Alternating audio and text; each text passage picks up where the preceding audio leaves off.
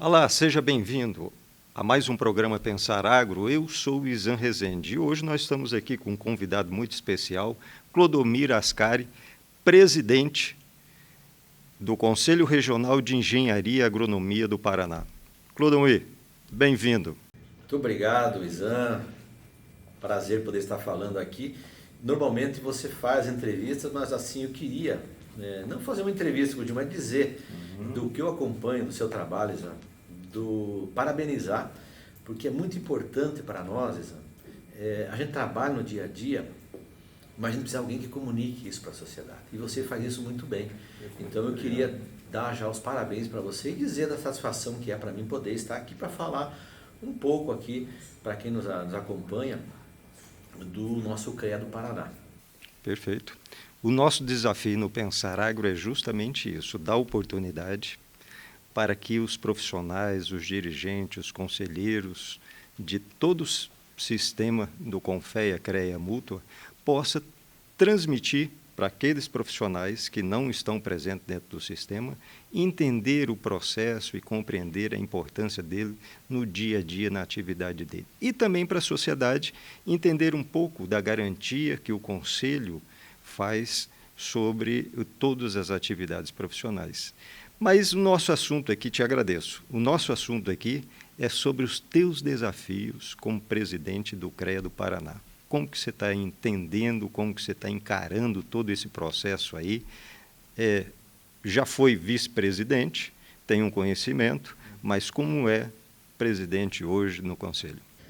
O desafio ele é bastante grande, interessante, justamente porque você começou aqui a falar aqui para as pessoas que nos acompanham.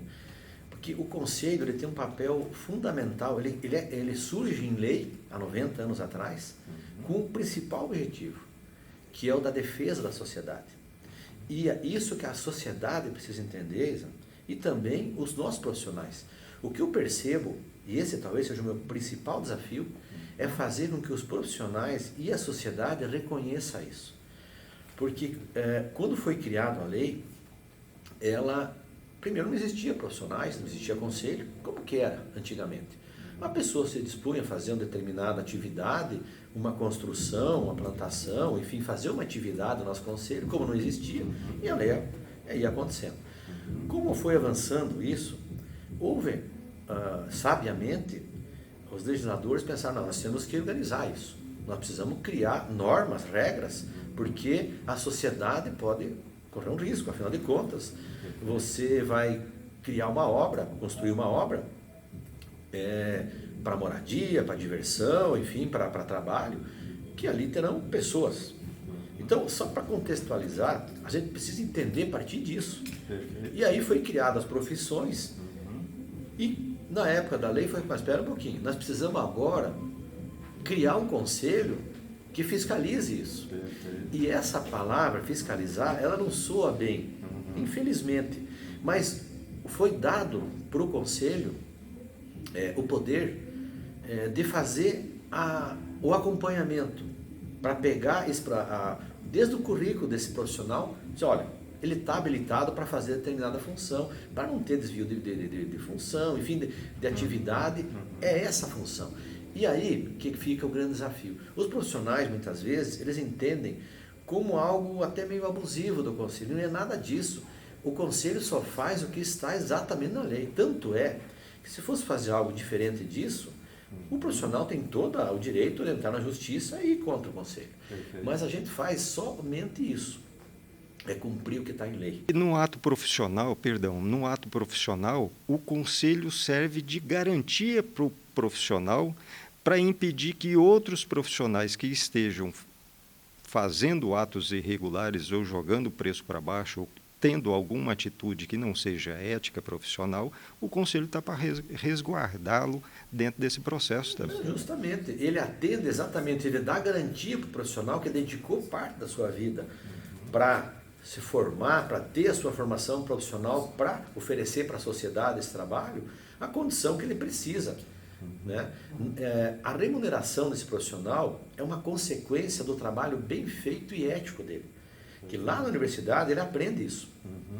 Ele aprende na academia a fazer o profissional a fazer o seu trabalho de uma forma técnica, tecnológica agora, né? Essa palavra tem que falar, e também humanizada. Se nós for ver, eu acompanhei várias formaturas aí nos últimos anos como membro de diretoria, representando o presidente, eu fui vice-presidente e agora também já participei de mais de 5 formaturas aqui já em janeiro. E todos os juramentos, muito claro que ele está lá para seguir exatamente o que ele aprendeu na ciência, na técnica, de forma humanizada e atender a comunidade, ao Brasil. Isso é muito claro, é nobre isso. Só que na hora da prática, parece que as pessoas não entendem bem. Então, esse talvez, Isan, seja o principal e primeiro desafio que eu preciso explicar isso. E a comunidade, quando vê o CREA, também ela tem que entender o seguinte, olha, eles vieram aqui simplesmente para dizer o seguinte, olha, aqui tem uma atividade das engenharias, que pode, se não for bem elaborado, bem concebido o projeto e acompanhado, oferecer um risco à população. Então, vamos lá. É simples assim. Mas esse é um desafio enorme que a gente tem, porque me parece, o que eu tenho acompanhado, que não é bem entendido isso por parte da comunidade e nos profissionais também. Então eu tenho atacado isso, explicado, e agora aqui você me dá a oportunidade também de explicar, quem nos acompanha, que nós só temos um objetivo, não é de defesa, de proteção do profissional, de ter trabalho. Naturalmente teremos isso, mas nós precisamos cumprir a lei. Ascari, esse processo agora como presidente, quais são dentro da tua proposta de implementação de novos projetos? Como que está hoje dentro da tua programação? Sim, como o nosso conselho, Isan, é um conselho tecnológico, de tecnologia. Então, a primeira ação que eu fiz foi chamar o pessoal da tecnologia de informação e buscar consultorias externas para nós acelerar, fazer migrações para sistemas mais atualizados possíveis, porque se eu conseguir, e essa é a pretensão no futuro, aí, no máximo um ano, fazer todas as migrações e introduzir a inteligência artificial. Mas não com o objetivo, Isan, de desempregar ninguém, de nada, para dar segurança, desde a fiscalização, a parte administrativa, financeira, nas nossas câmaras especializadas, na nossa plenária, para nós juntar tudo isso com inteligência artificial e nós deixar o profissional, o conselheiro, quando vai fazer um relato, ele ter já um banco de dados que a inteligência informe a ele, como que já tem jurisprudência e tal, para nós acertar, porque isso é bom para o profissional, para o conselheiro, que ele pode responder por alguma falha, mas especialmente nós não queremos prejudicar nenhum profissional, nós não podemos correr risco nenhum nesse sentido. E por isso, eu penso, coloca a inteligência artificial, isso é um exemplo na área de plenária, de câmara, mas na área administrativa, para nós potencializar, e todos os profissionais do sistema, nós somos 75 mil profissionais no Paraná, e temos 25 mil empresas, que aí também tem um outro projeto, com os empresários desse setor também que a gente desenvolve lá. Para que esse pessoal, eles usem também essas tecnologias que nós vamos avançando e oferecendo, apoiando eles. Então a gente tem um ganho. A tecnologia, ela apoia até a possibilidade de melhorar todas as áreas. Vem ajudar diretamente as comissões que no sombreamento, quando há uma consulta dentro desse processo, dessa tecnologia que está propondo a ser implantada, automaticamente já vai ver os julgados e vai se definir no campo jurídico, um parecer jurídico, para não levar para plenário, colocar pautas ali de discussões, ganhar tempo desnecessário ali dentro de discussões que vão levar 6 meses, 8 meses para vir para a alçada superior do CONFEA e ter um julgado igual a que poderia ter já na consulta lá no início desse processo. Exatamente, é uma espécie de um grupo aí, de criar uma área de jurisprudência. Perfeito. Que já dá condição para você avançar, o profissional ter uma resposta mais rápida desse relato, porque às vezes o profissional, quando é comissão de ética especialmente, ele pode chegar a 1 ano, até 1 ano e meio, aguardar. Isso é terrível para o profissional. Agoniante. O profissional ficar aguardando uma sentença que pode ser até da suspensão do registro dele de trabalho. Então a gente tem que agilizar isso e evitar ao máximo tentar chegar próximo a zero qualquer falha que a gente possa ter. A inteligência artificial pode fazer isso. Perfeito. Por isso, atuar nessa área. Então, eu tenho assim, uma certeza muito grande de que aí nós vamos fazer uma justiça com os nossos colegas, com a sociedade. Não vamos proteger ninguém, mas vamos dar o caminho certo. E nesse sentido também, nós temos um trabalho dentro da universidade, nós temos uma assessoria que vai atuar. Nós temos no Paraná, só para você ver o tamanho do desafio também nessa área de ensino, 129 instituições de ensino que somam 830 cursos que formam profissionais do nosso sistema, que nós temos que coordenar tudo isso, acompanhar, para fazer um bom exercício dessa profissão para a sociedade. Perfeito. Então, também aí eu preciso usar a inteligência artificial para ver a questão de grade curricular, se está tudo certinho, para que a questão que você abordou, sombreamento. Agora, no Confea, se você levantar a informação, nós temos próximo a 300 títulos profissionais. Não é um conselho, é o maior conselho que temos no país. Mundo, né? Do mundo. Exatamente. Então, no Paraná, eu tenho 138 títulos profissionais. Claro que vai dar sombreamento. Isso eu não vejo como um problema. O problema é nós fazer a interpretação de que atribuição cada título profissional dá ao profissional e que ele fique restrito àquilo. O que nós não podemos é fazer conflitos internos aqui, e isso é um trabalho extremamente profissional. Nós temos uma comissão de educação e atribuição profissional, a SEAP, que ela trata disso. E eu tenho combinado com o pessoal para empoderar, dar mais poder para essa comissão, para que ela use todos os recursos tecnológicos que a gente tem, e vai ter mais ainda, para justamente na entrada desses cursos e dar uma analisada nessa carga horária, enfim, para definir. Aí, no meu ponto de vista, é onde que se define a atribuição. Não precisa chegar na instância de Câmara ou plenária para discutir quem que tem poder para isso. Porque isso está, o MEC dá essa atribuição e o CREA simplesmente registra. O que a gente tem que cuidar é se está escrito exatamente, até para o profissional, porque às vezes ele comete alguma falha, porque ele não é bem esclarecido, muitas vezes, dentro lá da universidade, enfim, onde ele fez, e depois ele vai levando isso. Então a gente tem que deixar isso claro. Por isso é um também dos desafios que já está sendo trabalhado. Tem um grupo, né, um comitê, tem pessoas coordenando esse trabalho, porque o profissional, para mim, e acho que é um entendimento que a gente precisa ter claro também, para as pessoas entenderem, é que quando ele entrou na sua universidade, ele já é, vamos dizer assim, um embrião de um profissional. E ao longo do tempo, ele vai se construindo já um profissional. O profissional, para mim, não é só depois que ele tem um diploma. Depois que ele tem um diploma, ele vai ter a certidão de nascimento dele. Mas ele é profissional. A certidão de nascimento dele, para mim, é a carteirinha, o número do CREA dele. Mas do dia que ele passou no vestibular, ou por alguma nota de Enem e tal, ele chegou, ele entrou dentro da universidade, daquele dia ele já passa a ser formado profissional. O que o senhor está levantando aqui é muito importante, porque poucos têm essa visão na formação acadêmica. Então, caminhar e colocar o Conselho, o CREA do Paraná, nesse segmento, é louvável, né? E dá um amparo, um conforto para o profissional que vai sair. Antes dele sair, ele já está integrado dentro do sistema e sabendo as suas possibilidades de atribuição profissional e dentro de um caminho mais seguro, mais tranquilo. Parabéns. Isso, Isan, eu tenho certeza também que ele vai diminuir extremamente o trabalho dentro do CREA. Porque o que vem de processo para nós, problema para ser resolvido aqui entre os conselheiros e acaba indo para a plenária, e às vezes vem para o CONFEA, que vai acumulando trabalho para os conselheiros federais. Por quê?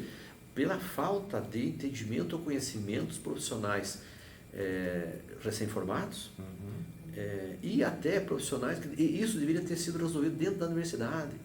Lá, quando ele começou a estudar, os professores falando, olha, e nós também temos que fazer aqui a nossa culpa, né?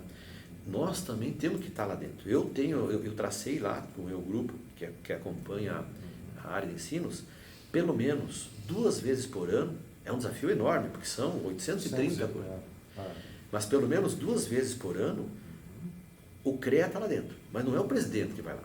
Para isso tem inspetor, nós temos próximo a 200 inspetores, 151 conselheiros, temos gerentes regionais, temos presidente da entidade e tem diretoria de 101 entidades de classe.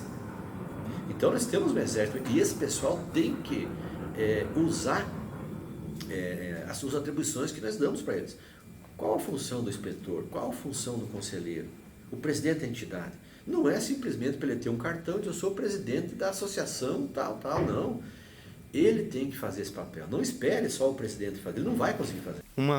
Um detalhe aí. A academia do sistema.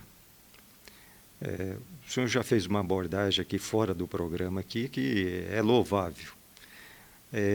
Antes de ser inspetor ou antes de ser conselheiro, passar pelo curso de treinamento, capacitação, para quando ele entender o processo, consolidar esse entendimento, aí ele vem participar para que ele não seja um membro perdido ali dentro como conselheiro. Olha, isso aí é algo que eu pensei, acho que até você tem que fazer assessoria para mim no Paraná. Porque, veja,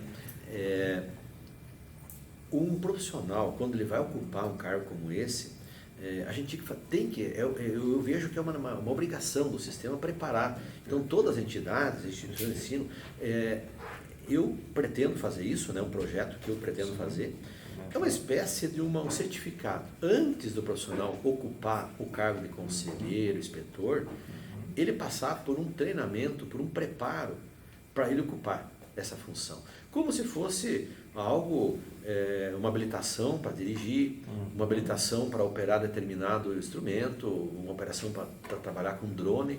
Você não pode pegar a pessoa e, embora que é feito nos primeiros dias, antes da pessoa ir para as plenárias, são feitos treinamentos, mas eu acho que é pouco ainda. É o pré-requisito para ele ser conselheiro ou inspetor, fazer a academia, Exato. O conhecimento, treinamento, avaliação, perfeito. Então, a Associação do Município de Pato Branco tem 5 aí preparados como conselheiro ou inspetor.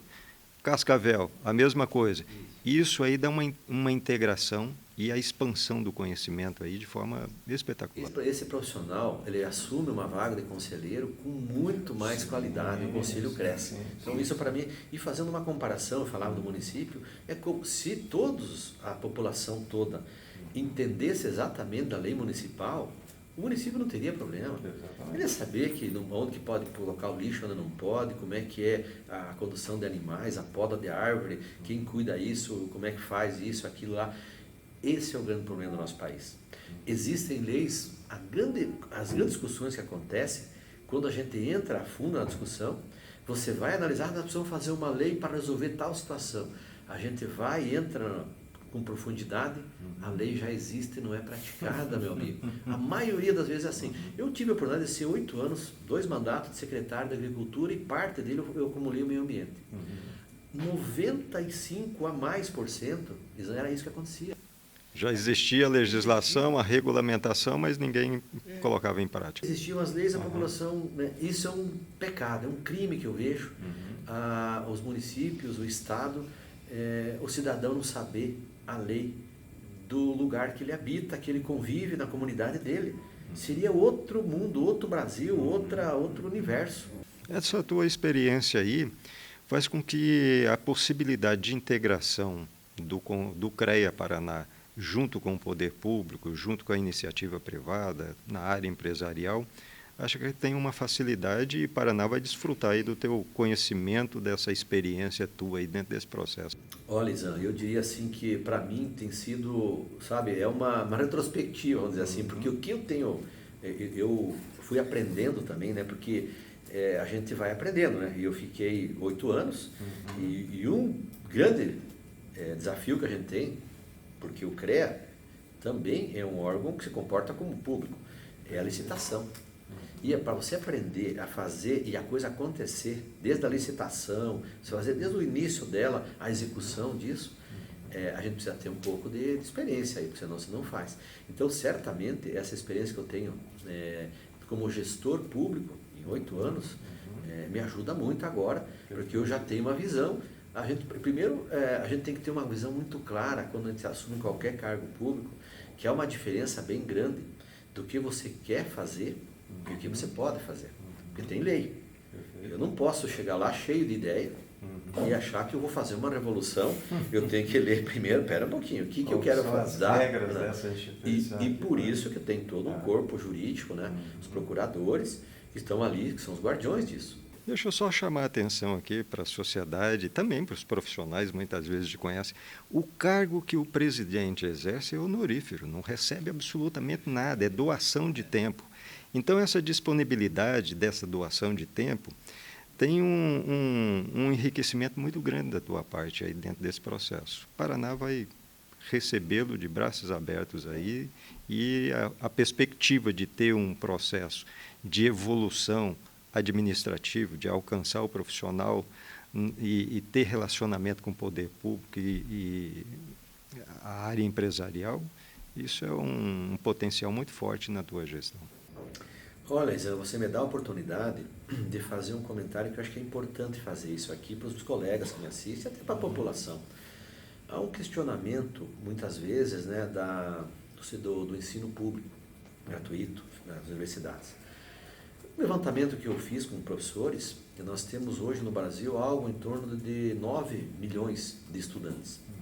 Apenas 2 em ensino público.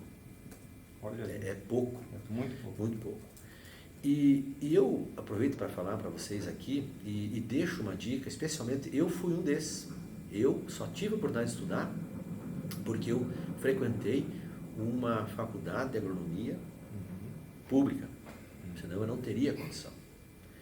E agora, eu passado o tempo, eu consegui organizar a minha vida, não tinha menor estrutura financeira, organizei minha vida, minha família, meus filhos estão encaminhados, eu tenho meus negócios, e eu pude estar aqui hoje, assim como na prefeitura. Financeiramente, talvez tenha sido o pior negócio da minha vida, depois de profissional, porque o salário não é bom, mas eu tinha uma conta para pagar com a sociedade.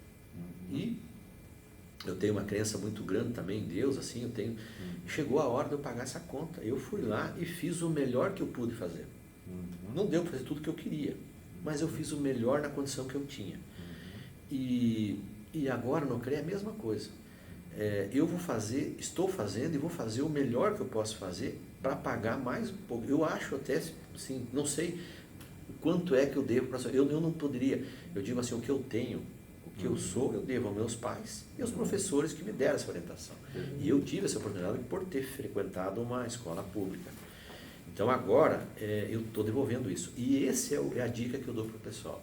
E mesmo quem estudou numa particular, que eu consigo benefício, acho que é obrigação nossa fazer essa devolução para a sociedade. Nós fizemos parte, na minha época, quando me formei, algo em torno de 5%, menos 3%. Depois de 2010, foi para 6% da população que teve a oportunidade de ter um curso superior. Hoje passou de 10%, ampliou bastante isso.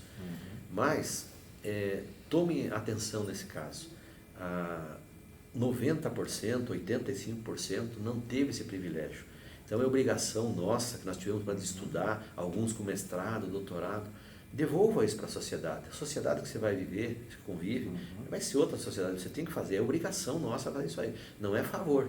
Então eu fiz isso com muito orgulho, agora estou num cargo honorífico e muito tranquilo, porque quando eu penso nisso, isso me alivia. Financeiramente não tem nenhuma vantagem, não tem salário, mas saber que você, quando toma uma decisão, que você cria um grupo de trabalho, que esse grupo vai fazer uma diferença, como nós temos lá no Paraná, a nossa frente parlamentar das engenharias, agronomia e geociência, que nós vamos lá conversar com 54 deputados que nós temos lá, e nós vamos sugerir as melhores opções de leis que nós temos que fazer para a nossa sociedade.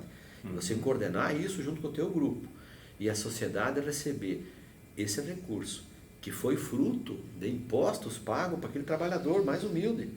E ele também, quando recebe um CMEI, que eram as antigas creches, uma escola, um posto de saúde, também não é um favor, é obrigação do governo. E nós precisamos fazer isso. Perfeito. Então nós temos essa capacidade, essa competência. Ninguém tem, como os engenheiros, agronomia, geociência, de fazer 80% do PIB do meu estado, e não é diferente dos outros, passa pelo nosso conselho.